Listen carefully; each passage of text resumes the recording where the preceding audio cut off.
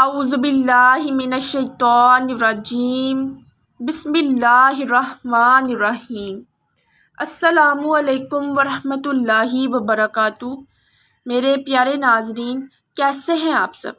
میں امید کرتی ہوں کہ اللہ تعالیٰ کے فضل و کرم سے آپ سب خیریت سے ہوں گے۔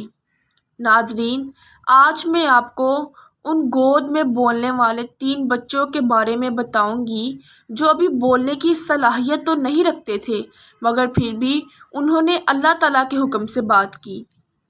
حدیث رسول اکرم صلی اللہ علیہ وآلہ وسلم ہے، جن 3 گود کے بچوں نے بات کی، ان میں سے ایک حضرت عیسیٰ علیہ السلام، دوسرا بنی اسرائیل کے ایک شخص جریج کی پاک دامنی کی گواہی دینے والا بچہ، اور تیسرا بنی اسرائیل کا بچہ ہے۔ جریج بنی اسرائیل میں ایک نیک انسان تھا۔ وہ نفل نماز میں مشغول تھا کہ اتنے میں اس کی نابینا والدہ نے آ کر اسے بلایا۔ وہ دل ہی دل میں کہنے لگا کہ میں نماز میں مصروف رہوں یا اپنی والدہ کو جواب دوں۔ نماز کو مقدم کرتے ہوئے اس نے والدہ کو کوئی جواب نہیں دیا۔ والدہ نے ناراض ہو کر بددعا کی، اے اللہ، اس وقت تک اسے موت نہ آئے جب تک یہ کسی بدکار عورت کا چہرہ نہ دیکھ لے۔ پھر ایسا ہی ہوا۔ جریج اپنے عبادت خانے میں مصروف تھا۔ ایک بدکار عورت نے آ کر جریج سے بدکاری کروانا چاہی، لیکن جریج نے انکار کر دیا۔ پھر وہ ایک چرواہے کے پاس گئی اور اس سے برائی کی۔ پھر اس نے ایک لڑکے کو جنم دیا۔ لوگوں نے پوچھا، یہ لڑکا کہاں سے لائی ہو؟ اس نے کہا، یہ جریج کا بیٹا ہے۔ لوگ یہ سن کر غصے میں آ گئے کہ ایک بہت بڑا عابد ہو کر اس نے بدکاری کی ہے، لہٰذا انہوں نے بغیر تحقیق جریج کا عبادت خانہ گرا ڈالا اور اسے عبادت خانے سے نیچے اتار کر برا بھلا کہنے لگے۔ جریج نے وضو کیا اور نماز پڑھ کر اس بچے کے پاس آئے جو ان کی طرف منسوب کیا جا رہا تھا۔ اس سے پوچھا، اے بچے، بتاؤ تمہارا باپ کون ہے؟ اس بچے نے جواب دیا، میرا باپ فلاں چرواہا ہے۔ یہ صورتحال دیکھ کر لوگ بہت شرمندہ ہوئے اور کہنے لگے، اے جریج، ہم تمہارا عبادت خانہ سونے کا بنا دیتے ہیں۔ جریج نے کہا، نہیں، جیسے پہلے مٹی کا بنا ہوا تھا ویسے ہی بنا دو۔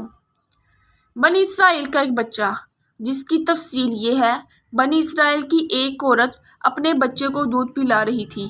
اسی دوران اس کے پاس سے ایک خوبصورت سوار گزرا۔ عورت اس کو دیکھ کر کہنے لگی، اے اللہ، میرے بیٹے کو اس سوار کی طرح بنا دیجیے۔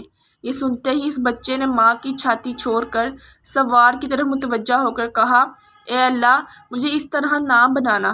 پھر وہ اپنی ماں کا دودھ پینے لگا۔ اتنے میں ایک لونڈی پاس سے گزری جسے لوگ مار رہے تھے۔ عورت نے کہا، اے اللہ، میرے بیٹے کو اس لونڈی کی طرح نہ بنانا۔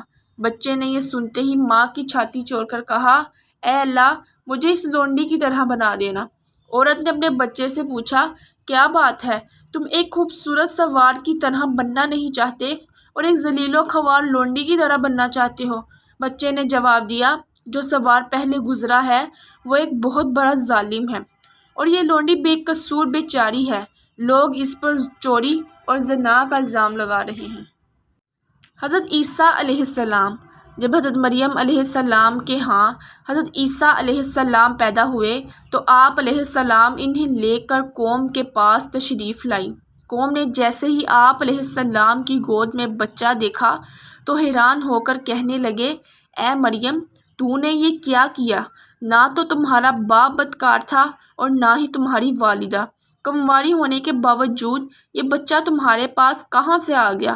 حضرت مریم علیہ السلام نے اللہ تعالیٰ کے حکم کی تعمیل میں خاموشی کا روزہ رکھا ہوا تھا، لہٰذا آپ علیہ السلام نے حضرت عیسیٰ علیہ السلام کی طرف اشارہ کرتے ہوئے فرمایا کہ اس سے پوچھو۔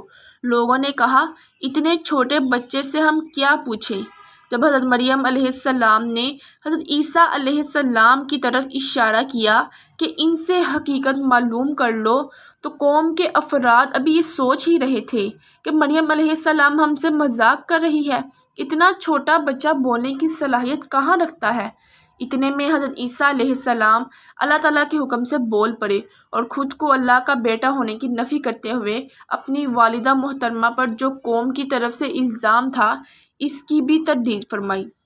فرمان الہی ہے، اس وقت بچہ بول اٹھا، بے شک میں اللہ کا بندہ ہوں، اس نے مجھے کتاب عطا فرمائی ہے اور مجھے اپنا نبی بنایا ہے، اور جہاں کہیں بھی میں رہوں اس نے مجھے بابرکت بنایا ہے، اور جب تک میں زندہ رہوں اس نے مجھے نماز پڑھنے اور زکوٰۃ ادا کرنے کا حکم دیا ہے، اور مجھے اپنی والدہ کا خدمت گزار بنایا ہے، اور مجھے سرکش اور بدبخت نہیں بنایا، اور مجھ پر سلامتی ہے جس دن میں پیدا ہوا، جس دن میں فوت ہوں گا، اور جس دن میں دوبارہ زندہ کیا جاؤں گا۔